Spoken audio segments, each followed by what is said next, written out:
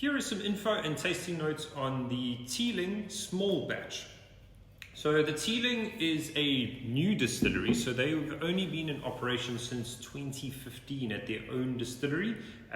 Two brothers, Stephen and Jack Teeling, decided that it was their chance to go and carry on the family heritage. There's quite a long history of the Teeling family in distilling, including the fact that they used to actually own the Cooley distillery, which is actually where they originally started sourcing whiskey from. So their father was actually distilling whiskey that was aged in that distillery, and they were buying it and then using it to keep them running until their distillery came online and their whiskey was old enough to start merging into the folds of what they were producing for the public. So really cool story. It's the first distillery in 125 years in Dublin. So right at the beginning of the Irish whiskey resurgence, they were one of the guys at the forefront. So fantastic story to it. This whiskey here is a blend, so it's a blend of grain as well as single malt whiskies.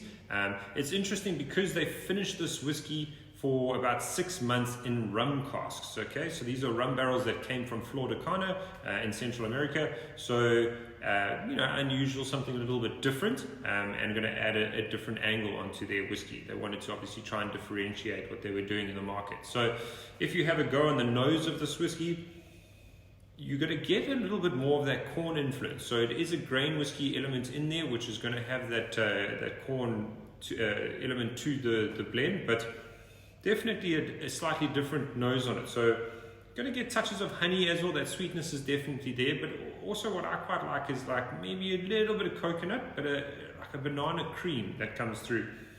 So really, really pleasant on the nose, very soft, very kind of luxurious. If you have a go on the palate, once again, you're going to get a lot of that creaminess, so it's got a wonderful mouthfeel to it, very smooth delivery to the whiskey. You might get hints of honey coming through there too, a little bit of that wood spice, and maybe a hint of like lemon.